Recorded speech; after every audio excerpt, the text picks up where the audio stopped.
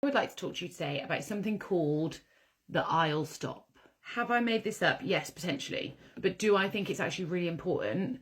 Yes. Yes, you need some coordinating of people. So you're going to need to send this video to your partner and the best man or whoever will be stood next to them at the end of the aisle. And whilst we're on this topic, the start of the aisle is where you start walking, okay? And the end of the aisle, for this example, is going to be a groom and a best man stood next to each other. Start of aisle, walk, walk, walk, walk, walk. End of aisle. First things first is, why are we doing this aisle stop? So for me, I think first of all, it's good for the photographers because it just, everything slows down a little bit, which means then it's easier to get photos. But it's also good for you both because you get to enjoy it a little bit more, and then they get to turn at the point when you want them to turn, and it all just feels very seamless. So when you enter the aisle, so if you come into the room from the side, for example, as some venues do, and you turn, and wherever the start of that aisle is, you're going to stop. Same for if there's a door there, you're going to get into the door, you're going to get in position and then stop. Now, two things are going to happen when you stop.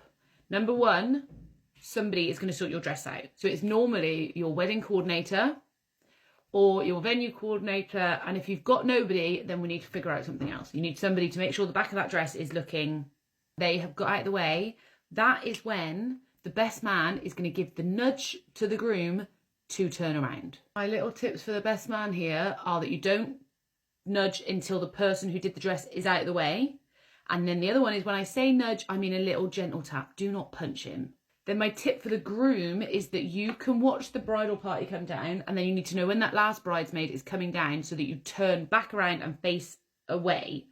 When you get that little tap, you then turn your whole body round.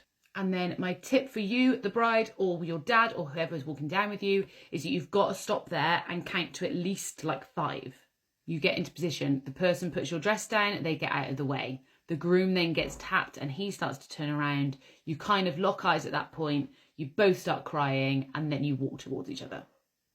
I just think it looks 400 times better than you just walking in and walking down the aisle. So anyway, send this to the people that need to know. Give it a little practice at home, but make sure you follow along for more wedding tips. Okay, bye.